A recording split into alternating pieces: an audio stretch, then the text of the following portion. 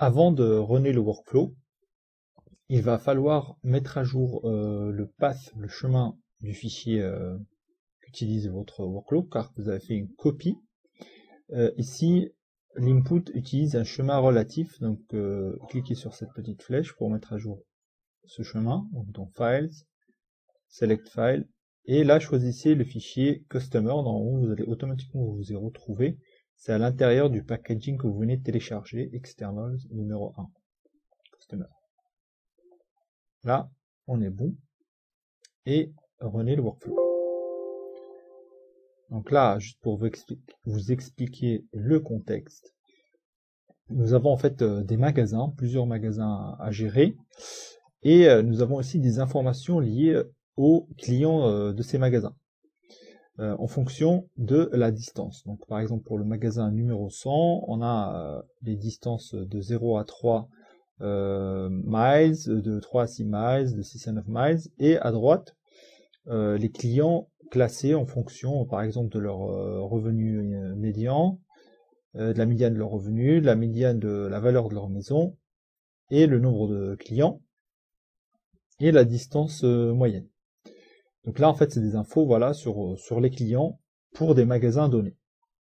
Et notre but, c'est justement de sortir des reportings incluant des graphes et un tableau pour chaque magasin. Commençons, on va d'abord utiliser l'outil qui s'appelle Interactive Chart. Celui-ci, on va connecter cet outil à l'Interactive Chart, on va le configurer. On va ajouter une layer, c'est-à-dire une couche, un graphe en gros. On va appeler ça médiane, ou plutôt income median, ou median income.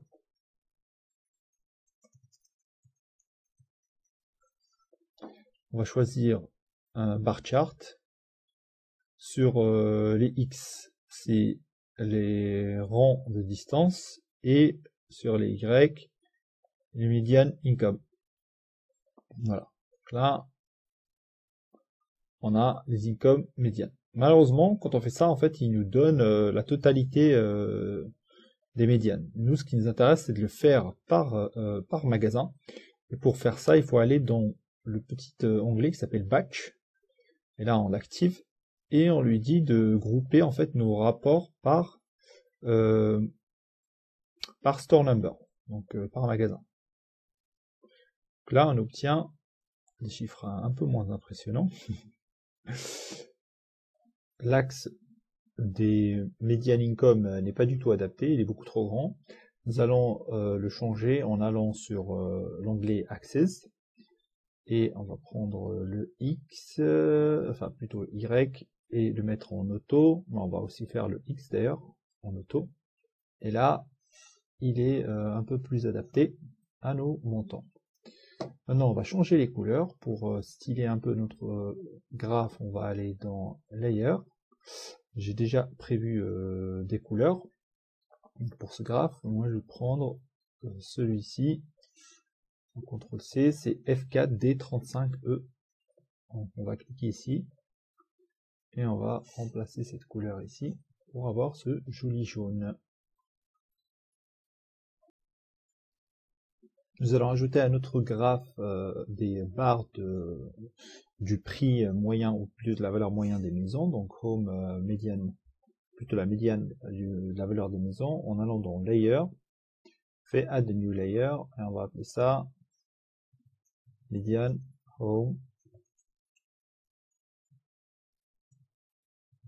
value, et on veut bien un bar chart.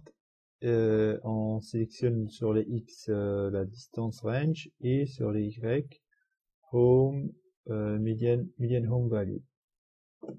Là on est bon. Juste la couleur elle est moche, donc on va dans Layer et on cherche cette layer juste en scrollant en bas là, donc où on peut par exemple collapser celui-là. réduire, et on se retrouve sur un deuxième niveau, et on va modifier ce orange avec cette couleur ici que j'ai sélectionnée pour ce graphe. Voilà. Ce bleu et ce jaune vont très bien ensemble.